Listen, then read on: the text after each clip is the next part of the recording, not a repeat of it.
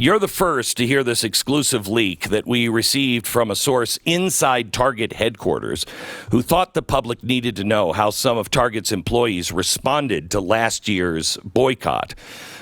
First, let me speak directly to the people that made all this possible. Women. I know it was hard to boycott Target. We were there. We as husbands and men saw you like you weren't busy enough. We saw you drive past that bright red sign and go from store to store to be able to boycott. And with us, with Bud Light, I mean, it's beer. We'll just reach in the fridge for another kind of beer. Victory, real victory, is yours with Target.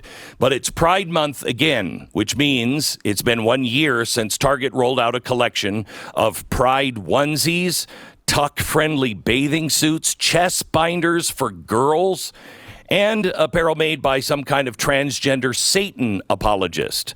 Not today, Jesus, says Satan. This year, Pride Month, Target has a much more toned-down collection. Like, for instance, let me show you their new Pride Month charcuterie board that says it's giving charcuterie. Has no rainbows or pride symbols on it at all. It's just a wooden board. I guess maybe Target thinks charcuterie is gay enough on its own. I'm not really sure. But it's a tame collection of rainbow wine bottles and clothes and nothing like last year. Also, unlike last year, there is nothing for kids. So, victory. Now, some Target locations won't have any Pride merchandise this year. It'll only be sold online in the stores where Target says they've seen historically the strongest sales demand. Okay, that makes sense as a business. To be clear, Target, I don't think, is doing this because corporate had some road to Damascus moment and decided, you know what, we should depoliticize this company and maybe just sell things people want. Remember, this is the same company that in 2016, when most didn't even know, that there were 96 genders, they said, put a statement out that said, we welcome, I'm quoting, transgender team members and guests to use the restroom or fitting room facility that corresponds with their gender identity. Well, that makes me comfortable when my kids want to go in and try something out. Their 2023 Sustainability and Governance Report, this Target is one of them that does ESG on their own, says their goal is to take urgent action to combat climate change and its impacts. The Target website says Target is an inclusive and anti-racist organization. That's key. It's not non-racist. It has to be, you have to have a little racism to combat racism, you see. So the way I see it, there's only one reason Target has pulled back on their Pride collection, and that is you. But now Target is in a really, really tricky position. And that's because, on one hand, they can't afford another boycott. The New York Post reported that after last year's boycott, Target lost $10 billion in market valuation in 10 days. That's a lot. On the other hand, they have created a brand around being basically woke. And just like Disney, the inmates are now in charge of the asylum. And employees at Target, many, are very woke and militant. Now, to make matters really complicated, that radical staff they have to deal with was not happy last year. Last year, our team was given exclusive access to internal messages that took place on Target's Slack channel for their Pride Plus Business Council. We found culture wars that are taking place because Target is taking a stand and saying, wait, we're going to slow down on this. And the people were not just boycotting. Internally, the employees started a little revolt. And let me show you what we were sent and found. Eden Pure is back with their famous Thunderstorm air purifier. It's their top seller air purifier that quickly destroys viruses, odors, mold, and so much more. With thousands of 5-star reviews, you know it works. Any smell will vanish after just a few seconds of the Thunderstorm being plugged in. Odors, litter boxes, trash can cigarette smokes, dirty diapers. Wow, I don't want to visit that house. The powerful thunderstorm sends out O3 molecules that seek out and destroy odors. I have these in my house. They're great. The molecules go behind and under furniture. Nothing can hide from the thunderstorm. Best of all, no filters to buy over and over again, saving you money. Start enjoying your home again and get several thunderstorms. Right now, you can save $200 on an Eden Pure Thunderstorm 3-pack for the whole home protection. You get 3 units for under $200. Put one in your basement, bedroom, family room, kitchen, wherever you need the air to be clean. Go to EdenPureDeals.com, EdenPureDeals.com. Use the promo code Beck and save. Last year, when you were deciding to boycott Target for their choice to sell chest binders to children, package underwear, Target hosted a town hall to discuss the move to pull back on some of their more controversial merchandise. The people of the Pride Plus Business Council were not pleased inside of Target. One said, quote, "It feels like leadership wants to keep support for LGBTQ causes on the down low. Like they want to be able to point it out to people, you know, make a fuss, but they don't want to advertise it for people who might disagree." Senior management for philanthropic operations agreed, saying, quote, "Reasoning with the down low piece for real." See, what they're saying is Target, while we were saying Target went too far, the employees were upset that they hadn't gone far enough, and now they were pulling back. One employee said, "See, we need to cater to the bigots to get our sales up." Okay. But it wasn't just the town hall announcement that started the internal firestorm at Target. It was the comments in the community chat while it happened. The leaked messages were given to us in backward order, so as we went through them, we saw the Pride Plus Business Council's reaction to the comments before we saw the comments themselves. Remember, we weren't given access to the actual, conversation, just the comments. So we don't know what was said by the Target leadership during the meeting, but we were given snapshots and screenshots of what happened in the chat. So we don't know what they said at the leadership of Target, but it must have been pretty horrible. Based on just the reactions, the comments must have been awful from Target leadership. Here are a few examples of what the chat said during it, how the Pride Plus Business Council was reacting. JPEG 22 here. I've been through a lot in my life. I have PTSD to show for it. And I got to say, that was the most gaslighty dystopian thing I've ever witnessed in a while. Here's another one, JPEG 24. We need to protect ourselves. There are consequences for hateful statements and displays. So now what did Target say that made their employees say, we got to protect ourselves from these hateful statements and displays? Number 27, a few more. I'm still in shock and disgusted. I'm sure a lot of people are examining whether they even want to continue being a team member after all of this. Kind of hard to get back to work after that one, huh? So at this point, we are assuming something truly terrible had happened in that community chat. The acronym HR was repeated over and over again in the chat, and people were talking about filing ethics complaints. One woman put the name and email of an intern who she said was advocating for discrimination. Wow. Another intern was exposed for basically putting thumbs down on a comment, which prompted one of the lead buyers for Target's Pride collection to say, each person should be submitted to ethics. An intern who gave a thumbs down on a comment should be submitted to ethics. So what horrible things were these people saying to elicit such an extreme reaction? Surely they had to be sexist, racist tirades that started this chaos. Well, here's what we found, and you may want to sit down for this one because it's pretty darn shocking. Here's one of the comments that we found. A woman who was a Christian, hang on just a second, that wrote this. I'm a Christian and I don't support violence against guests or team members. Okay. I also don't hate people who view differently than myself. However, for some to say my biblical views are disgusting, that's not inclusive. Wow. Now it gets worse.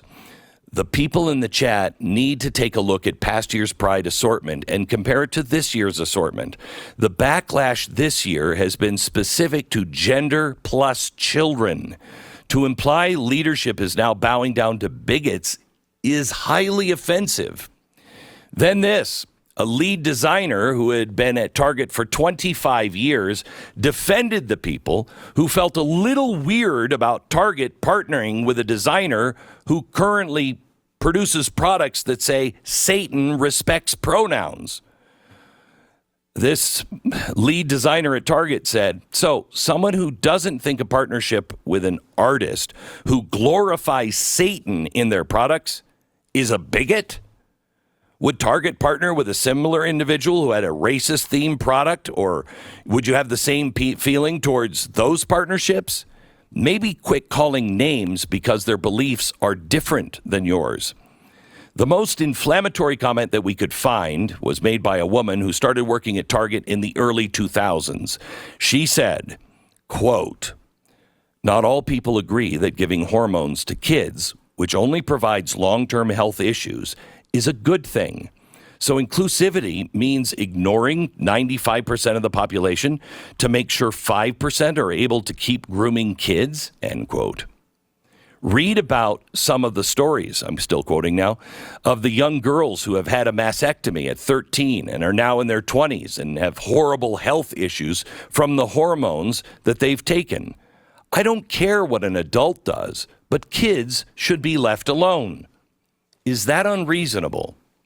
My favorite comment was this one, JPEG 45. Our leadership team has a difficult decision to make. They answer to something called shareholders. We are also responsible for thousands of team member jobs. Please don't attack your leadership or your fellow team members when you don't know their heart. We are a business and this is capitalism. Good day now, end quote. Well, Target needed to send out a company-wide letter addressing the comments before the end of the day. And here's what they said. Several comments made during the town hall violated Target's policies. Those incidences are being addressed directly. Target does not tolerate discrimination or hate speech of any kind. Wait, the ones who just said, don't attack the leadership, that's hate speech? That wasn't enough for some of the members of the Pride Plus Business Council.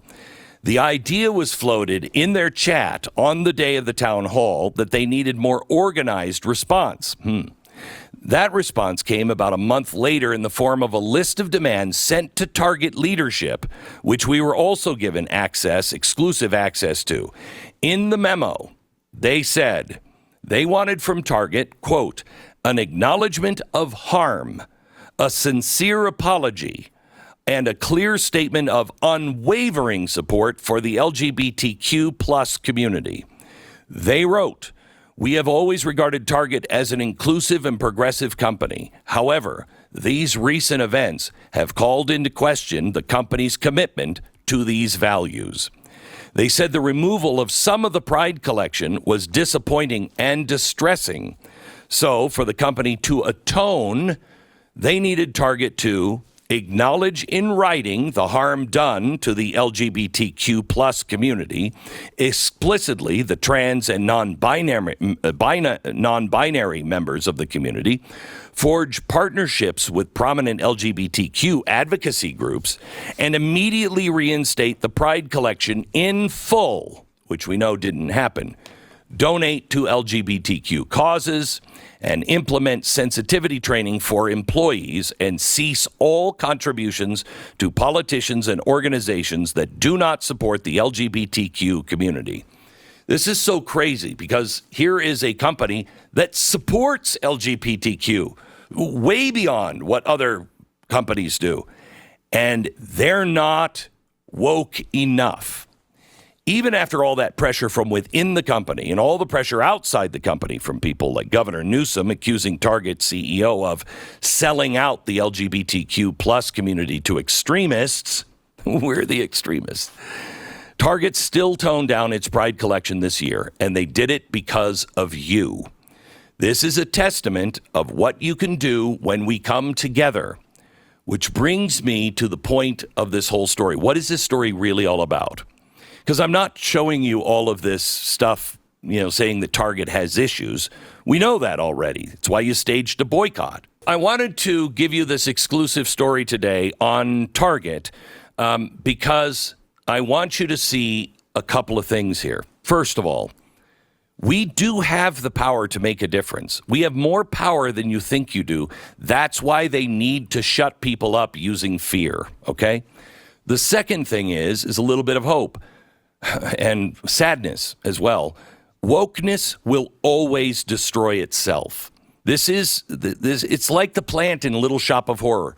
You give it a little bit of blood and it will eventually eat you. And that's what's happening to companies like Target. They created a monster and they planted it inside their own company and it's eating them alive.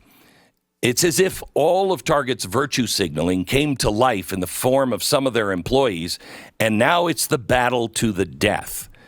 It's the same in higher education. There are those professors who have been teaching revolutionary theories for years, but are now being run out by the revolutionaries they created.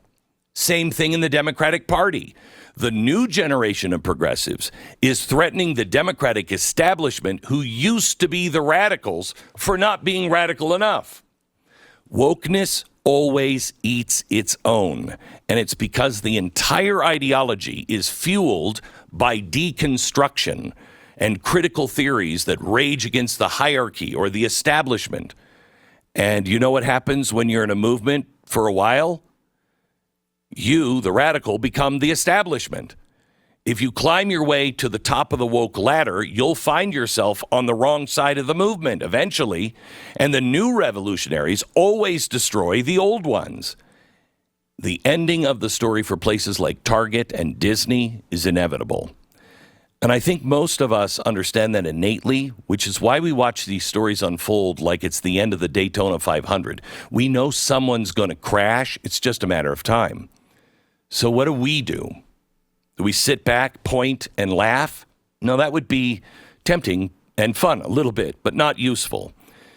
Because in the short term, whatever crash is coming is going to affect all of us. There are plenty of sane people, normal people that work at Target, like the ones that we saw trying to be reasonable in their community chat. All of us are going to be caught in the crossfire of these woke institutions as they implode.